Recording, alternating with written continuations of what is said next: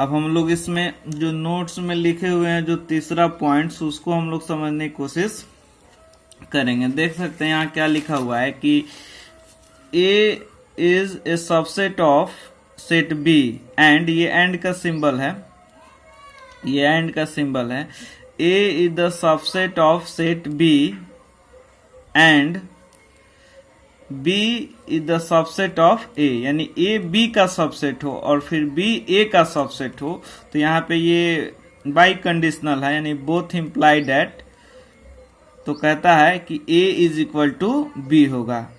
तो इसका क्या मतलब होगा आप समझ रहे हैं। इसके ऊपर भी मैंने समझाया था कि ये इधर से इतना भी हो सकता है और इतना होने पर ये कंडीशन भी हो सकता है। जस्ट लाइक यहाँ भी है कि अगर ए बी का सबसेट हो और फिर बी जो है वह ए का सबसेट हो तो ये क्या कंक्लूजन निकलता है, A is equal to B. अब ये आप इस कंडीशन को फुलफिल होने पर ये कंडीशन भी होगा, यानी कि ये कंडीशन फुलफिल होगा तो आप इतना लिख सकते हैं और इतना कंडीशन को फुलफिल होने पर आप इतना लिख सकते हैं। तो ये हुआ यहाँ पे बोथ कंडीशनल, यानी बोथ इम्प्लाइड एट का मतलब हुआ। यानी कि a is equal to b है तो आप कह सकते हैं कि a जो है b का सबसेट होगा और b जो होगा a का सबसेट होगा। एग्जाम्पल मैं आप लोग को एक एग्जाम्पल रख रहा हूं जो आप लोग देखेंगे। मान लीजिए आप यहाँ पे एक सेट लेते हैं, यहाँ पे a इज इक्वल टू ले सकते हैं, यहाँ पे 1 2 ले लिए और फिर b इज इक्वल टू क्या ले लिए 1 और 2। तो आप निश्चित रूप से यहाँ पे कह सकते हैं कि every element of set A is also the element of set B, यानी ए का प्रत्येक एलिमेंट्स बी में है। तो आप कह सकते हैं कि ए जो है वो सबसेट है किसका, बी का। और आप ये भी देख सकते हैं कि बी जो है बी का भी प्रत्येक एलिमेंट्स किस में है, ए में है। तो बी भी क्या होगा, ए का सबसेट होगा।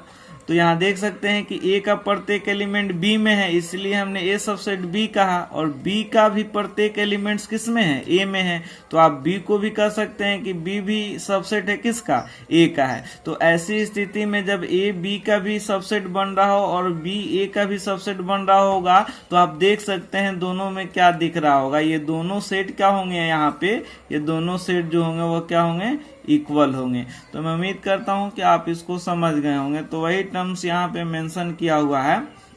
तो इसमें दोनों जो स्टेटमेंट यहाँ बोथ कंडीशनल है उस कंडीशन को हमने अलग अलग करके दिखाया है। यानी कि ये जो कंडीशन है इतना फुलफिल होने पर ए सबसेट बी हो और बी सबसेट ए हो तो आप लिख सकते हैं ए इज इक्वल टू बी। और इसमें का ये जो कंडीशन है इधर से इधर वाला उसको हमने यहाँ पे लिखा है कि अगर ए इज इक्वल टू क्या होगा, बी होगा। तो आप कह सकते हैं कि ए सबसेट बी भी होगा यहाँ पे एंड जरूर ही बी सबसेट किसका होगा, ए का भी होगा। तो मैं उम्मीद करता हूं ऐसे ये अपने आप में एक क्वेश्चन है। तो इसको हम लोग जब पढ़ेंगे अलजेब्रा ऑफ सेट्स जो मिसलेनियस चैप्टर सबसे सेट के लास्ट में हम इसको डिस्क्राइब करेंगे। खुद अपने आप में एक क्वेश्चन है, इसको हम लोग प्रूफ भी करेंगे, जानेंगे।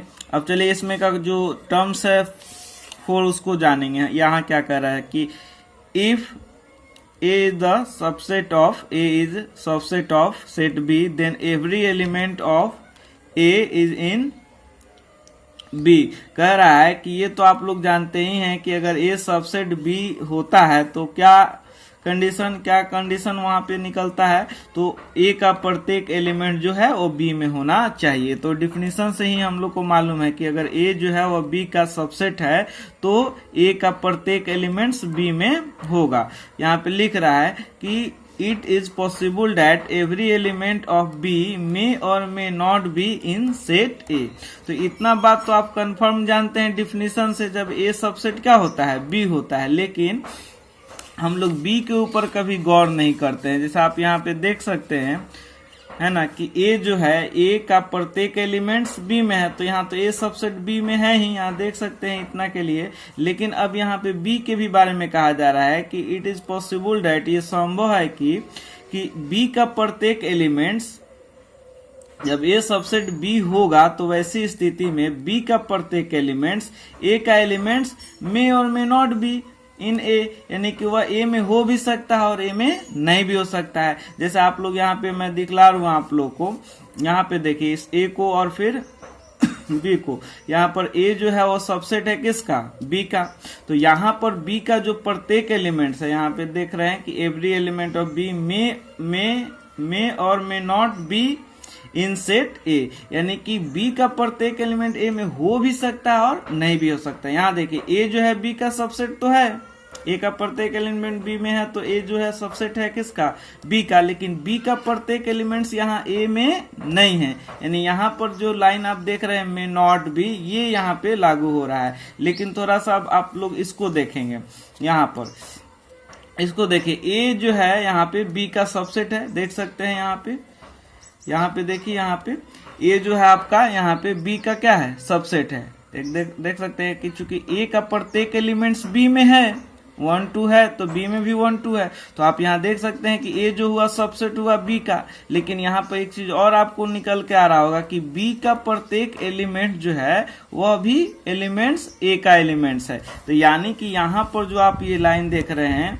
कि बी का प्रत्येक एलिमेंट्स में और मे नॉट बी इन ए, यानी कि आप लोगों ने क्या देखा इस एग्जांपल में कि जब ए सबसेट बी होता है, यहाँ भी देखा आपने कि जब ए सबसेट बी होता है तो वैसी स्थिति में बी का प्रत्येक एलिमेंट्स ए में हो भी सकता है और नहीं भी हो सकता है। जैसे यहाँ पर नहीं हो सकता है और यहाँ पर हो सकता है। तो मैं उम्मीद करता हूँ कि ये जो 4 नंबर है नोट आप लोग समझ गए होंगे। चलिए 5 नंबर हम लोग जानेंगे कि every set A is a subset of it self. कह रहा है कि कोई भी सेट जो होता है वो अपने आप का क्या होता है, सबसेट होता है। एग्जाम्पल के तौर पर मान लीजिए कि आप यहाँ पे देख सकते हैं कि एक सेट लिए, यहाँ पे एक सेट हो गया ए इज इक्वल टू 1 और 2, और एक दूसरा सेट जो ये खुद ए ही ले रहे हैं। तो देख सकते हैं कि जाहिर सी बात है कि ये ए है और ये भी ए ही है, तो इसका प्रत्येक एलिमेंट्स इसमें तो होना ही है क्योंकि ये खुद वही सेट्स है।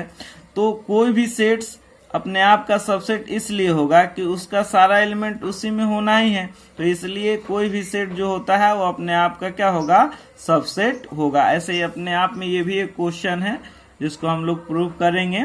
यहाँ पे बस मैंने आपको जानकारी दिया कि ध्यान रखेंगे कि कोई भी सेट जो होता है, कोई भी सेट हो वो अपने आप का सबसेट होगा। चलिए 6 नंबर में हम लोग जानेंगे। 6 नंबर क्या है, कह रहा है यहाँ पे ये इम्पीडी सेट का सिंबल है, ये ऐसे भी लिख सकते हैं या ऐसे भी। ये इम्पीडी सिंबल जो है, इम्पीडी सेट जो है, इसको हम लोग फाई कहते हैं।